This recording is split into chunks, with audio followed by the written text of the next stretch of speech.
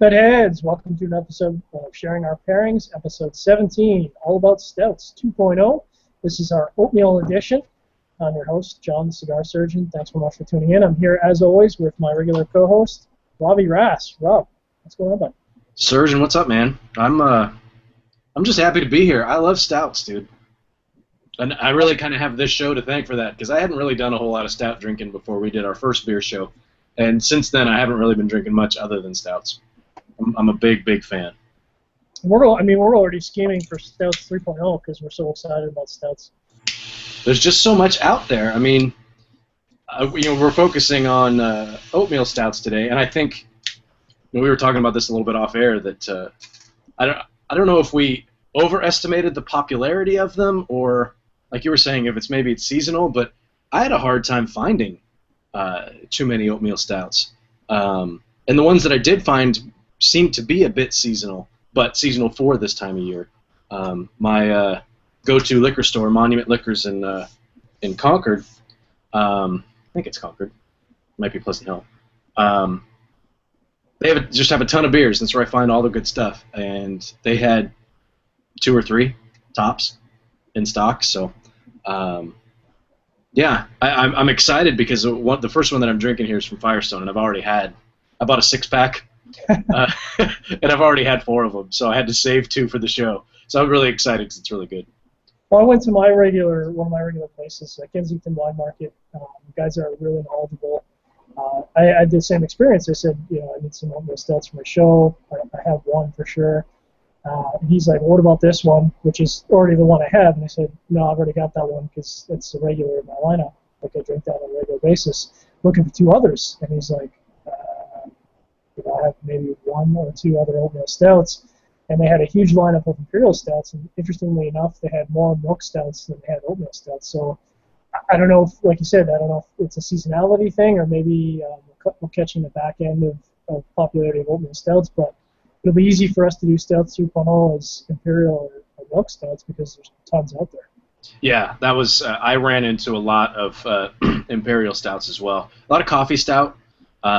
That I know and I think we've done in past beer shows. I know I did a coffee Stout, and some smoke porters and things like that. I don't know if I've ever had an imperial Stout. I don't know what makes it imperial, but I'm sure when we do that show we'll have some sort of input on that. But I mean, we can talk about all that later. Today we're really going to focus on the oatmeal Stouts. I think we're both smoking something from Crowned Heads as well. I'm smoking the Tennessee Waltz. Which is their third most recent release. Crowned Heads had so much happen this year. This is I believe it's a seasonal, or not seasonal, it's a regional release for the Tennessee area. We can get into the specs on it, as we go, but I know you're smoking something from them as well, John. Yeah, the Jericho Hill, which is number 8 on my top for 2014. I don't think it's going to get bumped out of spot 8. In fact, I'm shocked that it even got pushed down to 8 because, went into really, really great releases. But the moment I smoked this, it's one of those cigars where you're a third of the way in and you're like, okay, I need to start planning more boxes of these out before these go out of stock because it's just fantastic. It's got that St-Ambroise wrapper. As soon as I see that St-Ambroise wrapper, I know it's right in my wheelhouse, and this kind of hits that mark, which Logan hates the descriptor, but it's creamy.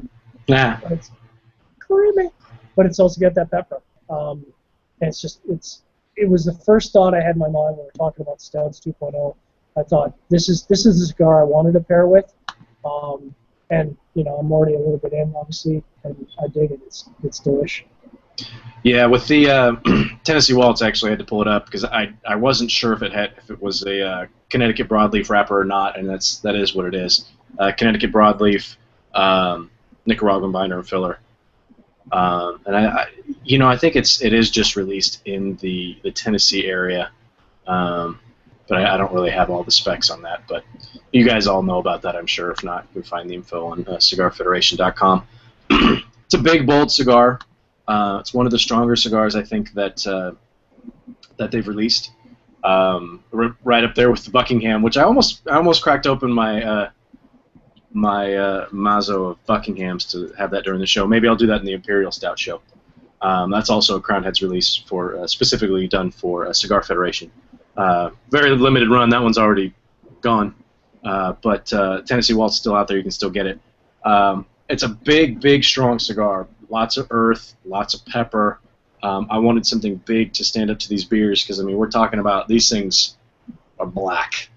So that's a big, big, heavy beers. Same thing. I mean, when you look at these are dark, dark beers. Yeah. Even though the IBU of this isn't necessarily that high, the gravity of these beers is quite high. They're very, very dark. So yeah, we talked about. Well, the first beer that I'm going to go with, since we were starting to talk about IBUs and things of that nature. The first one I found is the Firestone Velvet Merkin. I think it's if you don't know what a Merkin is, maybe don't Google it, but I don't know, figure it out. We'll tell you in the After Dark episode. Now, it actually looks like it says Velvet Merlin. Am I reading that wrong? Not to throw you under the bus or anything. No, I thought it was Merkin. Did I get that wrong? I can't tell. I mean, you got the bottle in front of you. I have no idea. Merkin's funnier. Oh, it is Merlin. Wow, I'm a dumbass. You did throw me under the bus, though. It is Velvet. Velvet Merkin to me just sounded so much more fun. Absolutely. Well, for those who don't know, Merkin is a pubic wig. Velvet Merlin. That's and actually off topic, but the lead singer of Tool. If you're familiar with the band, he's got a winery. I think it's Merkin Winery or something like that. Love Tool, man. One of my favorites. Anyway, so Velvet Merlin. Wow, I do that sometimes. Like my eyes will edit something, and I just see what I think I see, and it's not necessarily there. Maybe I just don't pay attention. So Velvet Merlin, that's a yearly release, a seasonal release, and they do actually. It's from Firestone Walker Brewing. Comes out every year. I think it comes out like in September. It comes out 6-packs. You can get it in draft. I've got all of the notes on it here from their website, which is pretty in depth. The IBU on it is 27, so it's pretty low. It's 5.5% alcohol. It's fermented in 100% stainless. It tells me all the different kinds of. Oh, it's got Fuggle hops in it. U.S. grown Fuggle hops, 100%. But yeah, so this comes out every year. There's also a yearly vintage that only comes out in the 22-ounce bottles, which I was going to pick one of those up as well, but decided against it. So that's the one I'm going with first, the Merlin, not the Merkin. And I've got the Howe Sound, which is a regular appearance for me. It's got the huge growler. It's got the pop top, which is nice for resealing because, you know, if you're drinking one of these in a session, that is, I mean, you're enjoying the session, but that's probably a little more than you should be drinking. Howe Sound is in BC, in the Howe Sound region, which is how they got the name, founded in 1980 by John Mitchell and Frank Appleton. The brewery is kind of considered the grandfather of microbrewing. What I like about the brewery and their website is they have pairing suggestions. So in this case, they suggest hearty foods, a barbecued meat, shepherd pie, some stew, maybe even some blue cheese or aged cheddar. It stands up nicely. Even some oysters and chocolate desserts. It's 5% alcohol, ABV. I don't know what that is in American units, but it's 5% ABV. 25 IBUs, and they list the Play-Doh, which is just to add to the complexity of our beer discussion. So yesterday, or last week I should say, we were talking about gravity and density. Play-Doh is another way of listing beer density. And I had to do some reading because I wasn't quite sure what I was talking about last episode. So the density goes up as the sugar content and ethanol, sorry, now I've got it backwards. As the sugar content goes down and the ethanol goes down, the density of the beer goes down. So if you have a higher sugar content, your density is going to be higher. Now, from what I understand, in general, the industry has sort of moved over to Play-Doh units. But this is all super technical stuff that's way over my head. I'm a beer drinker. I'm a layman. You know, if you guys are beer nerds, maybe it's a cool factoid to have out there. But this is 12.5 Play-Doh, and you know, as we showed earlier, these are some very dark beers. Yeah. It's funny, man. You can pull up so much, and it's the same with cigars. I mean, you can we can go in depth, and when we're talking about, well, it's a Nicaraguan, it's got some Nicaraguan Lajero in it, but you can get even more specific where you're talking about, well, it's Jalapa or Esteli or Contega. It's Ometepe. Yeah, or Ometepe, and it's for a cigar nerd. I mean, for us, that makes sense. That means something to me. When I find out that it's predominantly Jalapa tobacco, I have an idea of what it's going to taste like. And I'm sure for guys who are into beer the same way that we're into cigars, all that stuff that you just mentioned, that all means something to them. Yeah. So they can look at those numbers and say, well, it's not going to be that heavy, it's going to taste like this, whatever. And know if they'll like it, I just buy it and drink it. Me too. Maybe we'll have another guy from a brewery on, and he can get nerdy with us. But for us laymen, we'll leave it out there. You guys can talk about it and maybe tell us how long we are.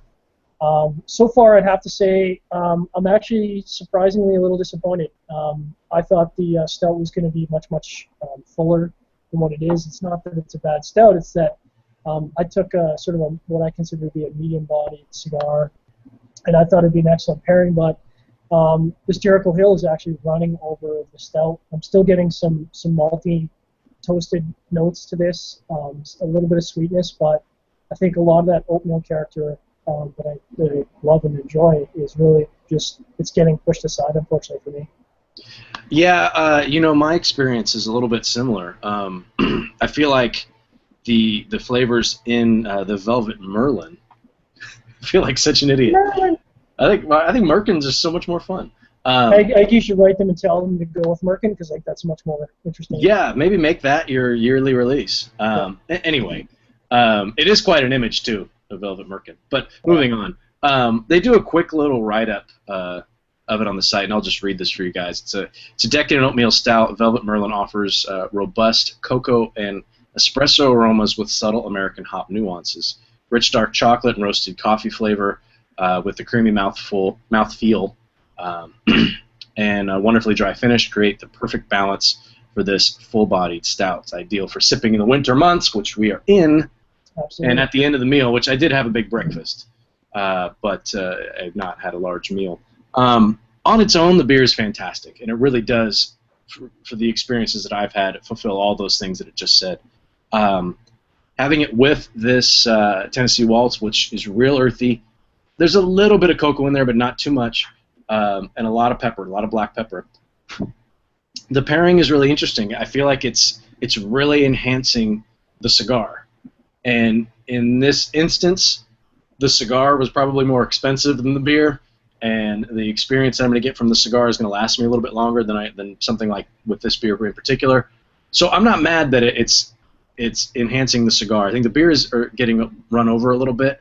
But it almost reminds me of when I'm smoking a cigar for review and I take a sip of water.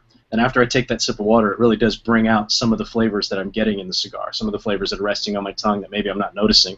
It's going to pull out some little bit more chocolate or something like that. And I feel like this is doing the same thing, but in a more dense way, if that makes sense. Totally.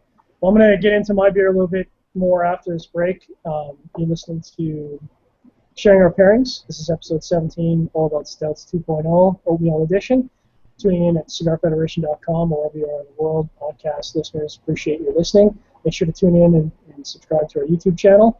For sponsorship, please contact Logan at CigarFederation.com. If you have any questions about the show, please feel free to send them to Rob at CigarFederation.com or Surgeon, John at CigarFederation.com. Appreciate you tuning in.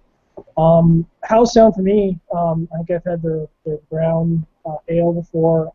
For me, this is a regular rotation in my beer fridge, which is really my beer house. They're, again, really appreciate their pop tops. I'm going to show it off again because I think it's a great thing to have that. You can really make this last a little bit longer than if you just crack a bottle and you don't feel like finishing it. It's good value, but I think it's the wrong pairing. I think I probably should have had a lighter cigar with this particular oatmeal stout. On its own, it's fantastic. I really enjoy it. Drink it on a regular basis, but unfortunately, this cigar is just a little bit too bold for that pairing. So, sorry, I got some ash on my keyboard there. You mentioned with the beers at the stopper before, and it was probably the same brewery. Thank you, guys. And it's pretty cool that you can get them in that. It's how big is that? You said it was a liter. Yeah, I mean Canadian units. It is 1 quart Freedom units. In Canadian units, it is 1 liter. So 1 liter is 1 quart. That's kind of interesting. So a little factoid there: 1 quart, 1 liter. The hell are Freedom units? Freedom units, quarts. American Freedom units. That's what I call them because I have to convert between Fahrenheit and Celsius and quarts and ounces and liters. But if you're drinking a liter of beer, our slogan for the show is drink less, drink better. And I mean, you can drink a liter of beer if you want, but I don't know if that's a responsible way to enjoy something that's this tasty. I mean, after you go through your first half of that, you're probably not going to enjoy the flavor. You're just kind of drinking to get drunk at that point. Yeah, I would agree with that. So with that stopper, I know we talked about it in our last show, and I'll put in a wine stopper or one of those stoppers you use for champagne if it'll fit the bottle. Sometimes it does, sometimes it doesn't.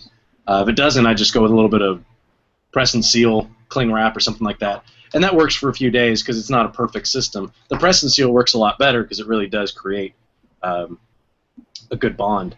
And that'll last me, like I said, a few 3-4 days, and the beer still tastes fresh. With that stopper, how long have you, in your experience, how long does it stay fresh for? I probably go a little longer than I should, but when we did our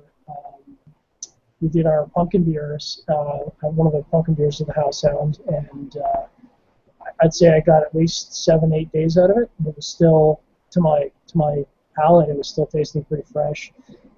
Now I had about half the bottle left, so that probably had a big impact on how fast it was oxidizing. But I think the stopper makes all the difference in the world. You can have 2-3 sessions reasonably out of one of those. Because I think that's a little bit more responsible than trying to down an entire quart in a single session. And you can take it even a step further. It's less waste. I mean, absolutely. It's not the 6-pack with 6 bottles and all the bands and all that stuff. Anyway, we're getting off topic. But for me, this pairing is fine. I'm a little bit disappointed because I've had this beer on its own and it's fantastic. I really, really enjoy it. Not as sweet as I anticipated an oatmeal stout being. I think I anticipated a little bit more sweetness in there. But the beer on its own is great. The cigar on its own is really good. And the cigar with this particular beer is really, really good. So I'm disappointed that the beer isn't really standing out a little bit more, but I'm pleasantly surprised that it's enhancing the cigar. Well, and at the end of the day, we've talked about this in previous episodes, is that you can either pair for the cigar or you can pair for the beverage. It's really tough to hit the sweet spot for both. And I think that's maybe a decision you have to make before you start your session is, really am I looking to enhance the cigar or really am I looking to enhance the beverage? I don't think there's a right or wrong answer to that.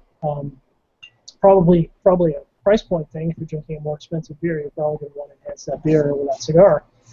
In this case, the value for me is about equal in terms of what the beers are costing me and the cigars are costing me. But I think with that, I'll probably move on to my second beer. What do you have lined up for your second beer? My second beer, and I think this one's pretty standard. I think I put up a link on Cigar Federation or a thread in the forums and asking folks, what should I seek out for oatmeal stouts, and everybody said the Velvet Merlin, not the Merkin, and which is one that I picked up. And there were a lot of people that mentioned the Samuel Smith oatmeal stout. I think this is kind of the quintessential oatmeal stout from what I understand. If you type in Samuel S in Google, the first thing that comes up is Smith, or at least for me anyway, Smith Oatmeal Stout, Samuel Smith Oatmeal Stout. It's product of England, and I've got their website pulled up here. Not a ton of information. Kind of old school. It's brewed with well water.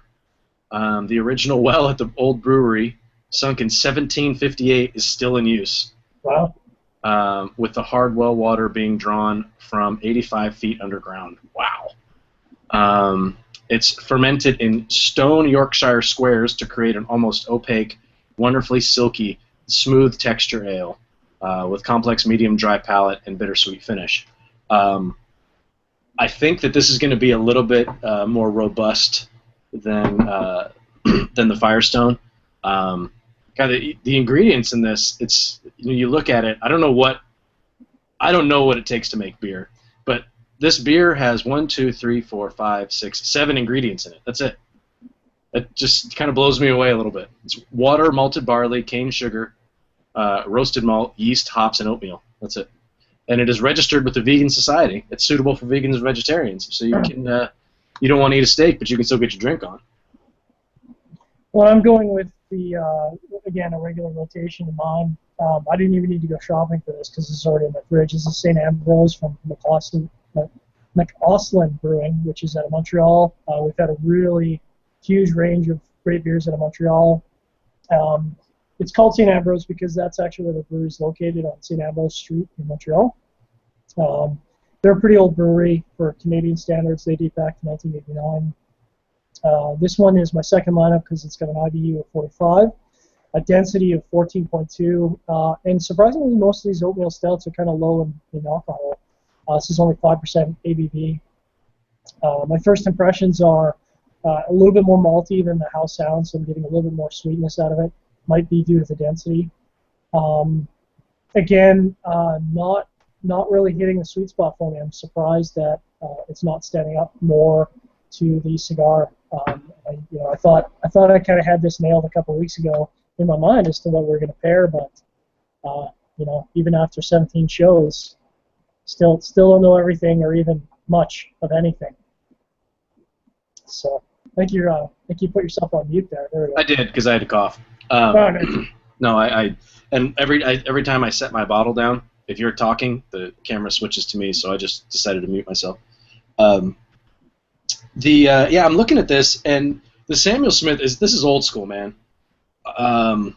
It doesn't say the alcohol content on here anywhere.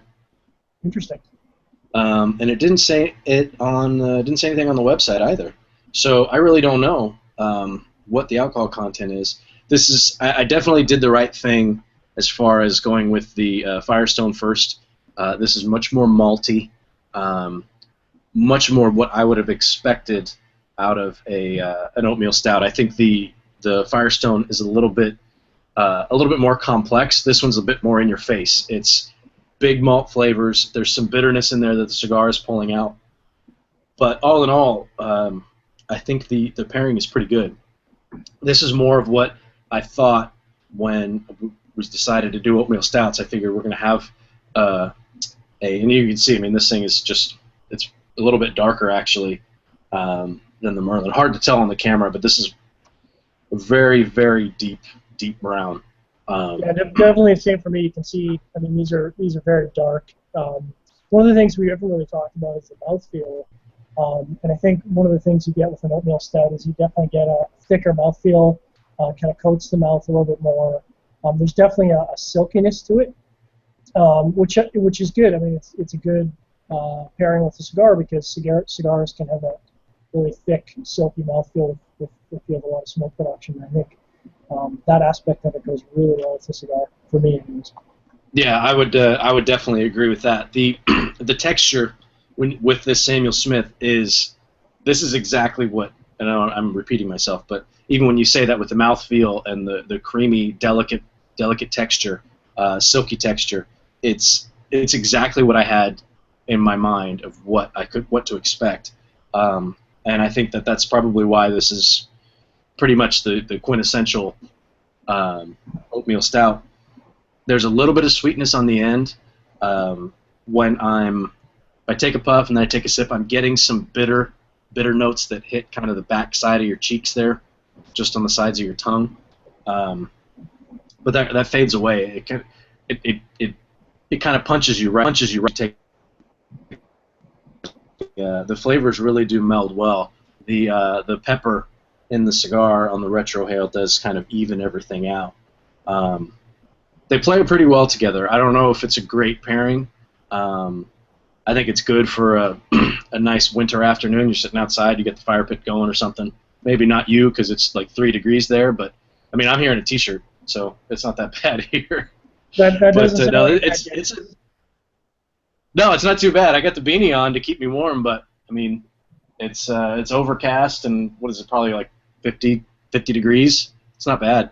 But this is nice for. I mean, for me, I always think of tailgating at 49er football games because at Candlestick it was just no matter what time of the year it was cold there. It was always cold, and so I'd sit there and I'd be bundled up in a jacket. And no, it's not like tailgating at Green Bay or whatever. And I know that we're spoiled out here in California, but this is what I would think of: a big hearty cigar, a big hearty beer. It's a nice pairing. Yeah, I mean, I could see myself firing this up again. I think as I'm enjoying my second Oatmeal Stout here, I'm kind of in my mind contemplating that maybe something like a Cameroon wrapper might also be an excellent pairing.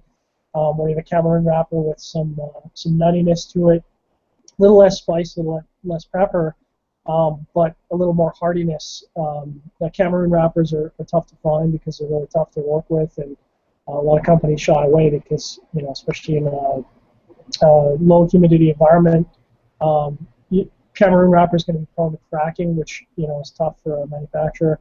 But I kind of think that if I were to revisit this in the future, I might try something with a Cameroon wrapper, see how that holds up, and then it might be a little bit more balanced in terms of what the cigars bring to the table, what the Oatmeal Stouts bring to the table, because I don't think of this Jericho Hill as being really overpowering, especially with the San Andreas wrapper, which is got that sweetness to it.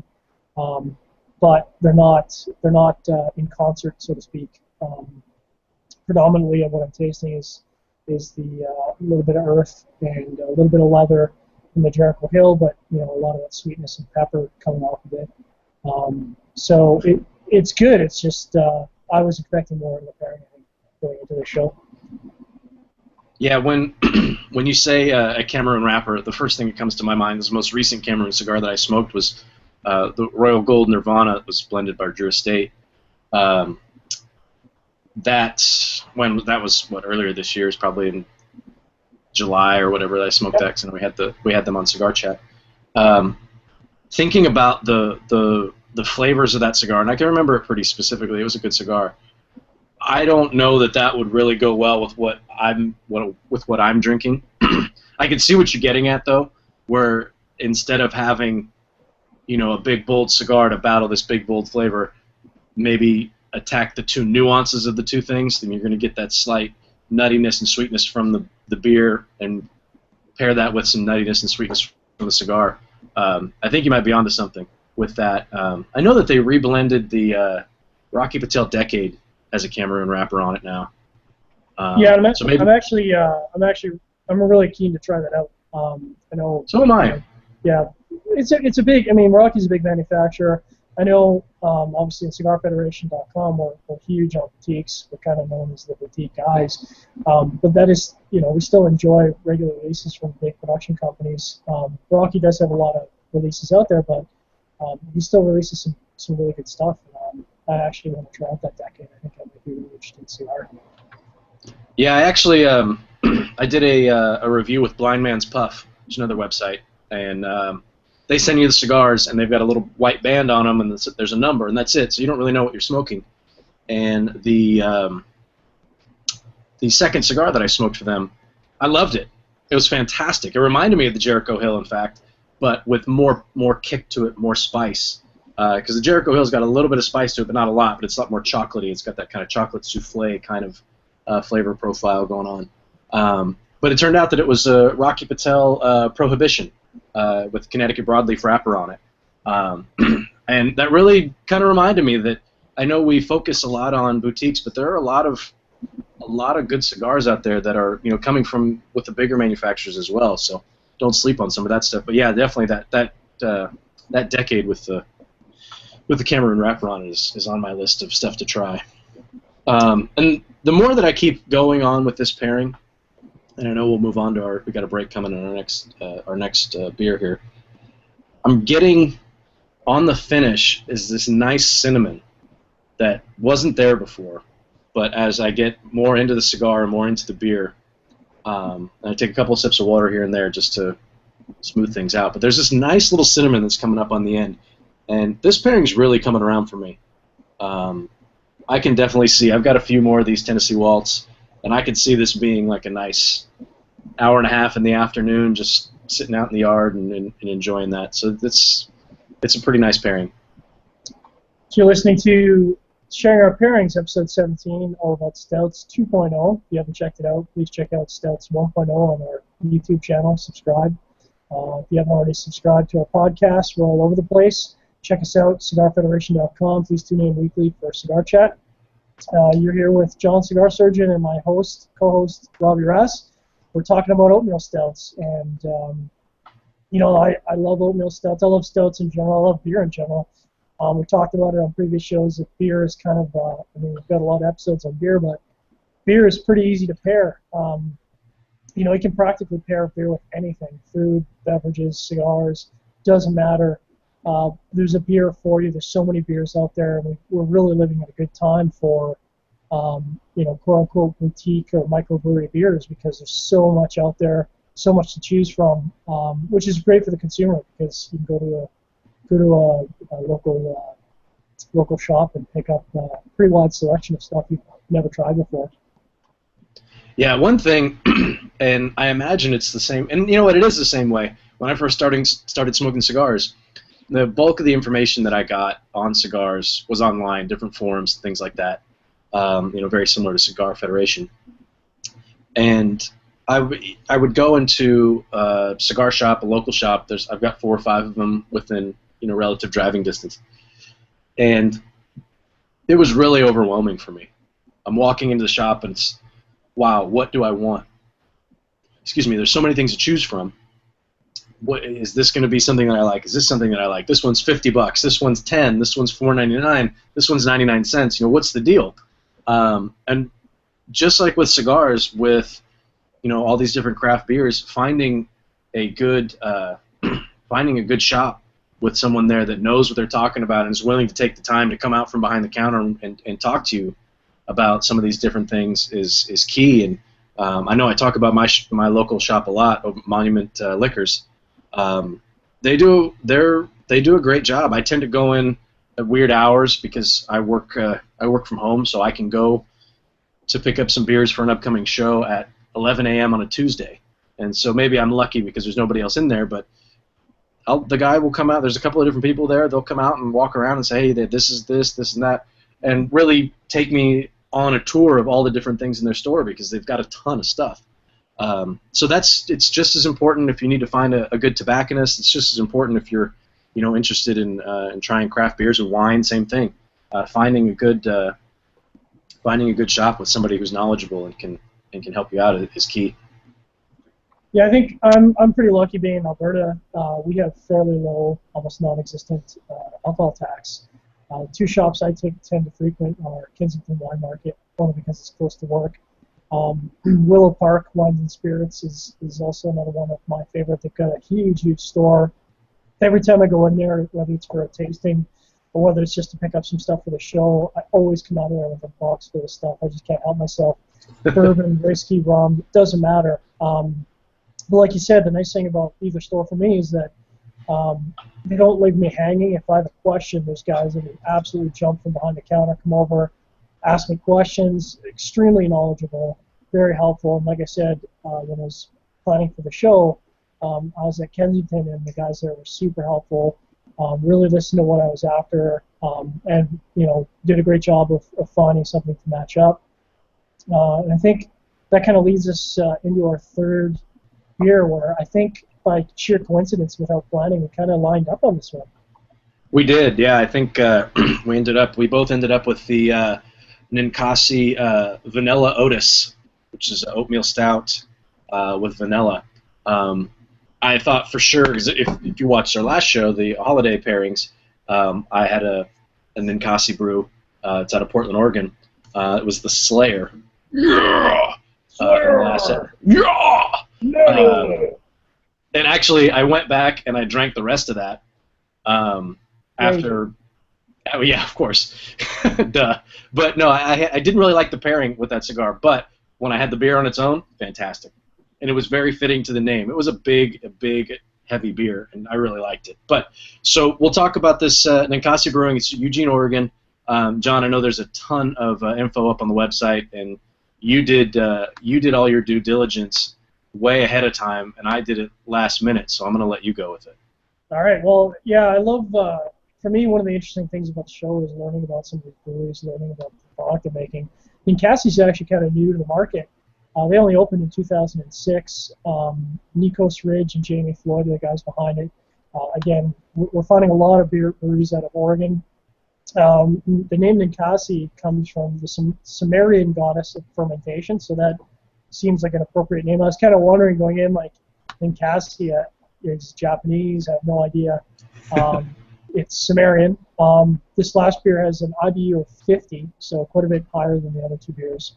Although I guess the St-Ambroise is 45, so maybe not that much higher. But ABV comes in at 7%, so 2% stronger. That's quite a lot.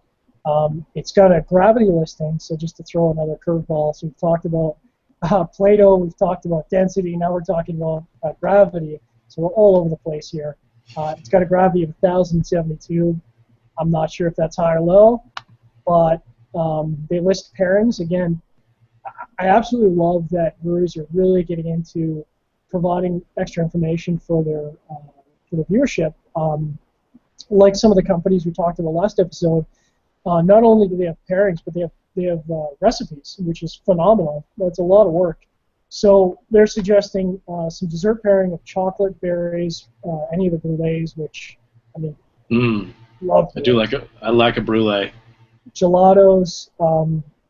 They go the extra mile, so they've got a ton of malts listed. So 2-roll pale, chocolate crystal, roasted barley, and oats. And the hops they use are nugget hops. So again, I have no clue what a nugget hop is, whether it's good or bad. Maybe some of you beer geeks out there can educate us a little bit. But it is right off the start, I'm getting a much bolder flavor. So it's a much more sort of in-your-face oatmeal stout. Along with the sort of malty flavor we're getting, this one, like you said, there's a little bit of bitterness at the back of the mouth. Definitely a bolder flavor to this one. Yeah, just to kind of echo what you were saying, if you like beer, and let's just say you've never tried Ninkasi, check out their website. It really is kind of impressive. John was going down and giving you guys this information. It's Ninkasi, Ninkasi Brewing.com. And it gives you kind of some tasting notes that you can expect in this beer. And I'll run down them real quick. It's a vanilla Oatis oatmeal stout. It's characterized by a roasted front flavor, smooth, rich oats, a touch of chocolate flavor, and a rich vanilla complexity, imparted by whole vanilla beans. I do like a vanilla bean. Although, have you ever cut open a vanilla bean? They got all those little things inside. Yeah, it's a little off-putting actually. Yeah. I don't know. Like, it's like, I don't know, is it bugs? Like, what's inside there? Yeah, if they start moving, it's a problem. Yeah, and to be honest, I don't know, the vanilla kind of was a little off-putting for me. I was like, vanilla oatmeal, I'm not sure if that's going to be a winning combination. But the vanilla is quite subtle. It's not overpowering. We've had some beers that have some additional flavors in there, and they've been a little strong. The vanilla here is quite subtle. Yeah. Just one other thing that they do on this website. I'm just kind of blown away by it. John referenced it. They do recipes. And it's actually recipes where you can use the beer to make a vanilla Oatis ice cream syrup and vanilla Oatis brownies and whipped cream. I don't know if you make the whipped cream out of that too, but this sounds like some stuff that my wife will make. So, yeah. So I just think that's really cool. Like you said, there's a lot of information there. I don't know what original gravity is. I mean, you said that number and it's big, and I don't know if it's big or not. But all that information there, I think that shows that you're dealing with a company that's really kind of embracing online advertising and social media, things like that, where people are nowadays in the age group of 21 to 35, which I'm just barely outside of. They're on the high end, not the low end. That's where everybody's getting their information from. So it makes sense for them to have a nice website like this. Firestone has a good website as well with a lot of that information. So I've never really thought of looking up different beers online, but just an interesting little tidbit. Yeah, the vanilla on this, you're right, it is very subtle. This is a bigger. Oddly enough, I guessed right and did these all in the right order. It's a big, bold, Big Daddy beer, that's for sure. Yeah. I haven't had enough of it to tell you yet if the pairing is good, but the flavors so far are pretty damn good.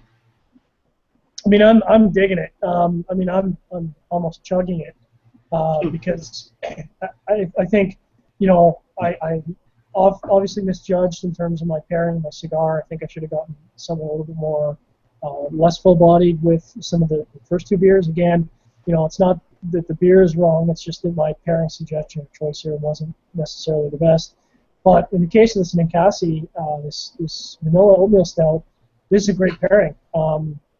They're playing off of each other nicely, very complementary. Getting a little bit more out of the beer with every taste, getting a little bit more out of the cigar with every taste. I would definitely recommend this. Maybe go with some of the food pairings they suggest as well. For me, the Ninkasi so far, clear winner, no question in my mind. Much bolder. It's just a bold beer that stands up really nicely to this Jericho Hill. Yeah, I can imagine with the Jericho Hill what the flavor profile of that cigar with this beer. I can imagine those do go together pretty nicely. There's a lot of sweetness in this beer. And maybe the fact that there isn't that much sweetness in my cigar is enhancing the sweetness in the beer. I'm not really sure. But the pairing here is real nice. I get that nice earthy sweetness from the oatmeal stout. The earthiness of the cigar pairs really well with that, and the spice on the retrohale. It really is, if you take that sip, it just starts sweet, earth, take the puff, earth, and then it finishes off with the spice. It really is very linear in the way that it pairs up, and it's really nice. I mean, it makes for each sip and each puff is its own perfect little symphony almost. Look at that, a little hyperbole for you there. A little hyperbole. Look at him dropping the verbal complexity on you guys. Next week, December 24th, Christmas Eve, we're going to be doing an interesting show. We're going to be doing a feature on Rogue Brewing. With a lot of our pairings, we've kind of tried to provide a selection, whether it's stouts or whether it's bourbon or whiskey. This case is the first time we're going to be featuring a specific brewery. We're not sponsored for that, so Rogue, if you want to toss us some love, I'm sure we'd appreciate it. I'm not expecting anything. Rogue has a pretty significant lineup of beers all over the place, from IPAs to some of my favorite chocolate stouts. We've got some beers that are eyebrow raising, like the the bacon donut beer. Bacon maple donut, yeah. Bacon maple. That sounds very Canadian. So we'll be featuring them on Christmas Eve. Hope you guys tune in. And this kind of takes us right nicely into our After Dark segment. We always have, sometimes cussing, sometimes not. I don't know what your feelings is in the oatmeal stout pairing so far, but I enjoy it. I mean, oatmeal stouts in general are a no-brainer pairing for me for cigars, and I've really enjoyed it. I've enjoyed all the stouts that we've done. I enjoyed the holiday ales. The pairings that we did for that show were I enjoyed those as well. I feel like I think we're getting to a place that is we're doing a little bit better job of pairing the cigars with the particular beers that we're having. I think the Rogue show is going to be a little bit difficult because that's going to be all over the map. All over the map. Because they've got everything from their Dead Guy Ale, which is kind of like their signature main line beer, their core line, if you will, which I love Dead Guy. It's fantastic. And like you said, it goes all the way up to bacon donuts. So there's going to be a little bit of everything. So that's going to be an interesting one to try and pair with. I feel pretty good with all these pairings that I had today, except for the Velvet Merlin, which was the one that I anticipated pairing the best. I feel like I say that every week too. Yeah. It's always a surprise, right? Yeah, and it's funny. That's my favorite part of this show, and I know I've said it. It's just kind of just screwing around and finding something that works. And my wife and I will, if we don't have anything going on a Friday or something, we'll rent a movie and just make a couple of different cocktails and just sip on them and see what's good, see what isn't. And actually, we did that last week, and I was telling John about this. I found a new cocktail that I like that maybe we'll feature on one of our classic cocktail episodes. We do that again because that was a fun show. That was great. A cocktail called the Scofflaw, which was started in Paris during Prohibition. It's mainly it's rye with dry vermouth, grenadine, a lemon, and some orange bitters. And so it's basically like a martini as far as the alcohol content. And I just fell in love with that drink and ended up having too many of them. So, but I feel like we do kind of the same thing here, not have too many of them, but we play around with a bunch of different things and find something that works. And I know that I've found a few different pairings that I've gone back and done again. And I know that I'm definitely going to be pairing with this Samuel Smith again. For this is what? So 1 pint and 2.7 fluid ounces, 55 or 550 milliliters, if you will, of beer, and it was about $3.99 for the bottle, so it's not expensive. Excuse me, not expensive at all. And have that and fire it up with a nice cigar and sit out in the yard for an hour and a half, 2 hours, and really enjoy it. That makes for a good afternoon for me.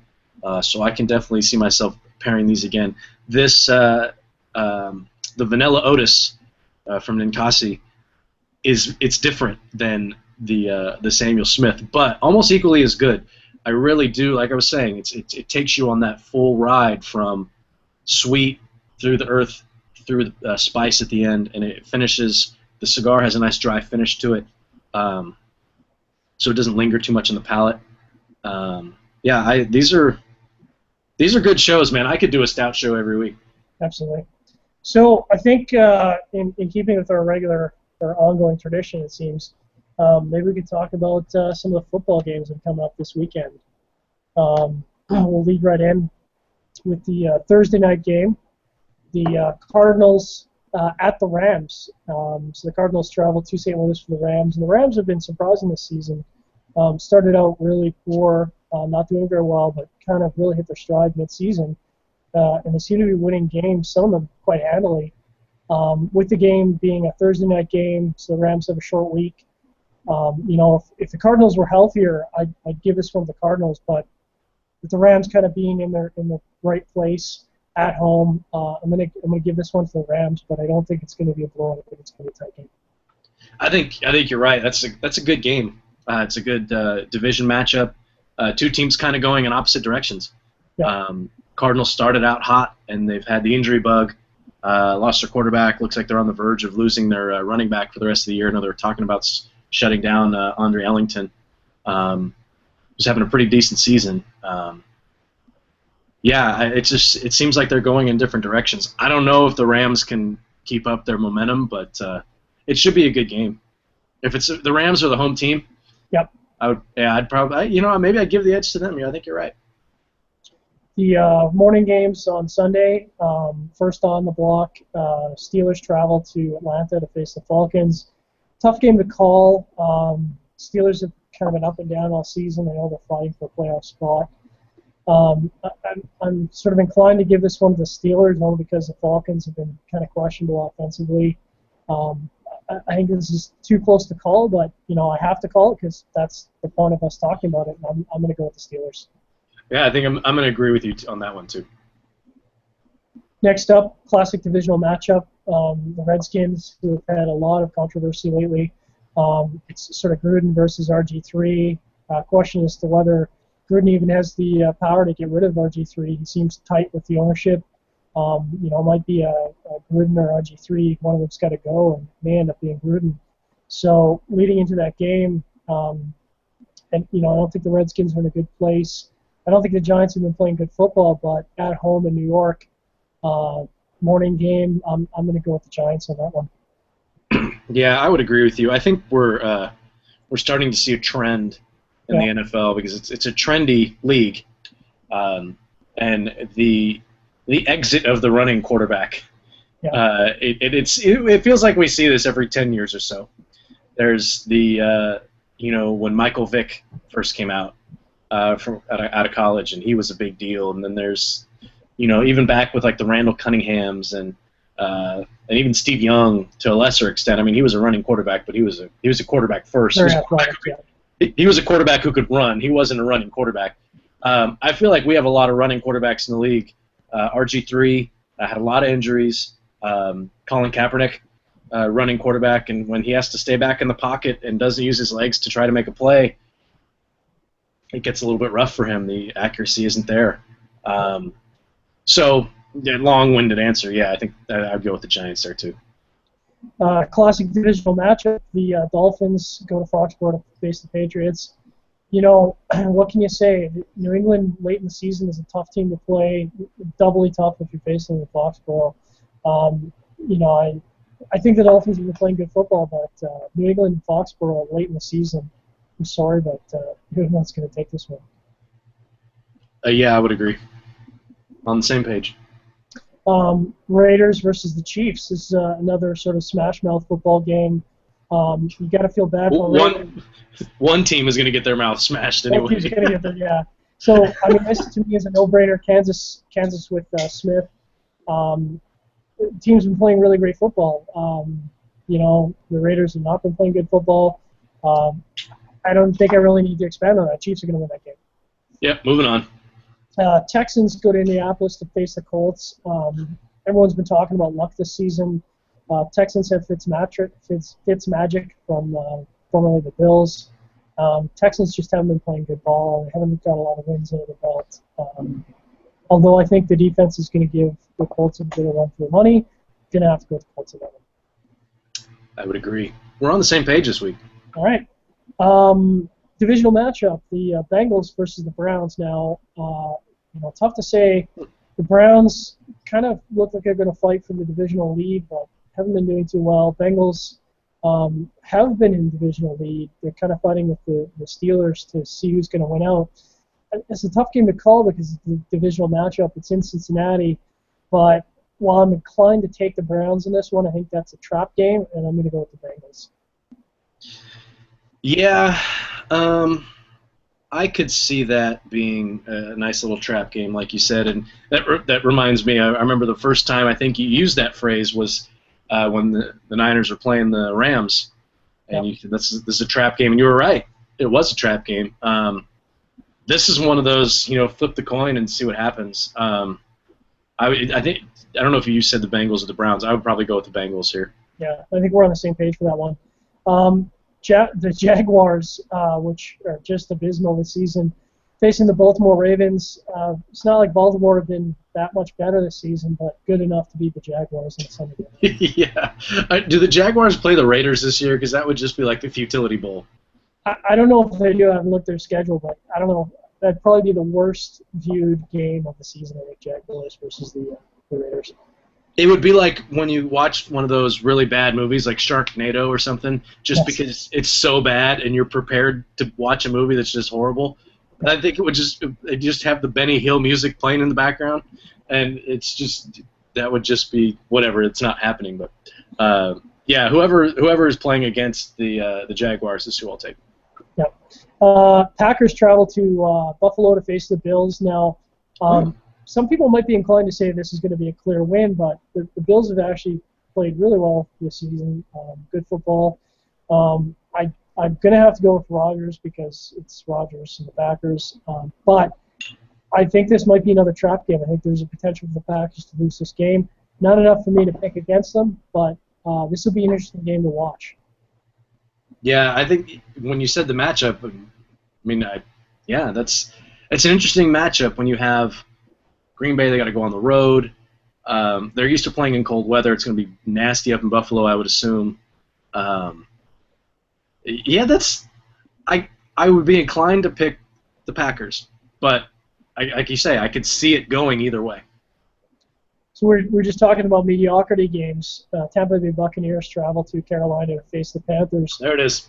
There it is. That's the mediocrity game of the week. I'm going to go with the Panthers only because I don't want to talk about it too much. Yeah, Panthers are going to take this one.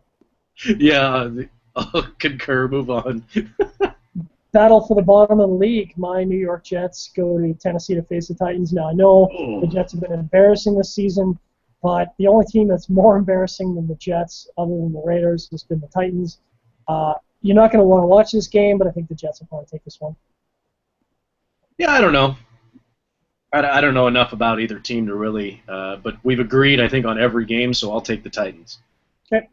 One of the games that's going to be really interesting, I think, Broncos travel to San Diego to face the Chargers.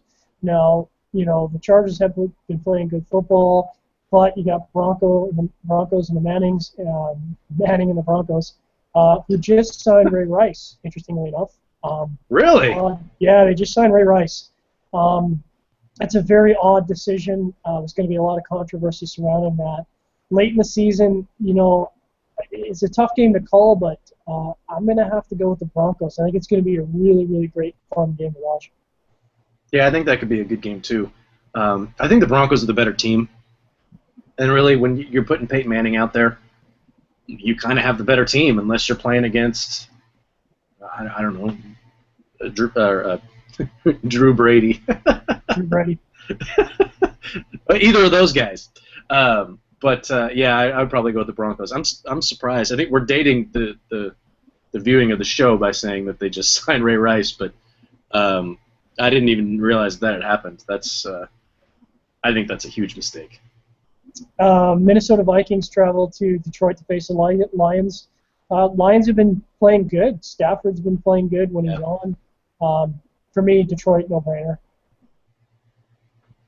I would agree with that. I heard something on the radio heading into last week's games that this was the first time that the Lions had their full offensive line healthy since like week 4. They're playing good football at the right time. They're getting healthy at the right time. That's an explosive offense. I don't think that's even going to be a close game at all.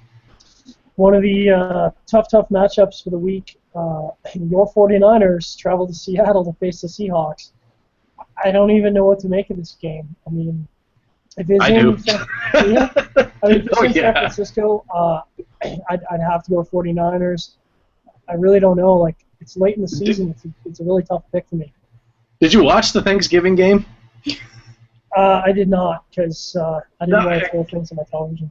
Richard Sherman, and that's when we were talking about the last show, the guy that I really dislike, Richard Sherman. That's right. He is, for some reason, I've seen stats, Kaepernick stats against the Seahawks and everybody else. It's like he's Peyton Manning against everybody, and then Ryan Leaf against the Seahawks. It's unbelievable. Sherman They've got his freaking number, man. And I mean, and Sherman's making picks where he doesn't have to do anything. He just stands there and the ball comes to him. I don't think it'll be. I think it'll be close because for some reason they tend to keep it close. But as long as Kaepernick is under center against Seahawks, I can't ever pick the Niners against them. It's unfortunate, but if the defense, can come up with a couple of turnovers or something, maybe, but I don't know. I think we're going to consensus on that. Seahawks, begrudgingly, I think they're going to win that game. Another classic divisional matchup. Romo and the Cowboys go to Philadelphia to face Sanchez and the Eagles. Mm-hmm. I think that's a great game only because they hate each other so much. The last time they met up, Sanchez absolutely tore the Cowboys apart, which was shocking. I think this time around, with this sort of division on the line, Cowboys really struggling to make that playoff. I'm going to regret this, but I'm going to go with Cowboys. I love the Cowboys. I'm going to go with the Cowboys on this one. I think the weather could play a big role in that game because you're talking about two high-powered offenses and a couple of decent defenses, not great defenses, but they can come up with some plays. I feel like the Eagles do a good job of focusing on Sanchez's positives and keeping him away from making big mistakes. And I think Romo is partial to making big mistakes, especially in games like this. So I would go with Philly, especially with Philly being the home team. I don't think that Philly's a really good team. I think their record is misleading. But I think the Cowboys are actually a better team, but I think the Eagles will win that game. Okay. The trap game of the week, the second trap game of the week, Monday Night Football. New Orleans Saints traveled to Chicago to face the Bears to talk about weather. Ooh. It's going to be a weather-based game. New Orleans coming from the south to face the Bears in cold weather. I'm going to pick this as my upset of the week. Normally I would take the Saints over the Bears. I think with the weather in play late in the season, Bears kind of fighting for pride here. I think the Bears are going to shock and win this game. Yeah, I think these are two teams that I expected to be a lot better than they are. I think probably every person who watches the NFL could probably say that. I don't know. I think either one of them could win it. I would think the Bears are in a position to win that game because, like you said, there's going to be some weather. I would assume it's Chicago late in the year. And with a timing type offense and a pass heavy offense like the Saints have, that weather can get under your skin, even no matter how good Drew Brees is. I think I would go with the Bears as well. All right, well, that wraps us up another week here. Please tune in December 24th for our Christmas Eve episode. We're recording that one a little bit early, but appreciate you guys tuning in on podcast, live, and on YouTube. We're going to be Spotlight on Rogue, so they'll be sharing our Pairings 18 Spotlight on Rogue. If you have any questions for the show, please shoot us an email, john@cigarfederation.com, rob@cigarfederation.com. If you'd like to have something featured on the show, if you're a sponsor, please contact Logan, our MFN CEO, Logan@CigarFederation.com. Today's show all about stouts. We definitely sort of really hit the mark on drink less, drink better. Stouts are a wonderful beverage, but you don't want to get hammered on stouts. It's really something you want to enjoy the flavor of. It could turn into an ugly scene. I got to do a giveaway though. I keep forgetting. Like I got to do the giveaway.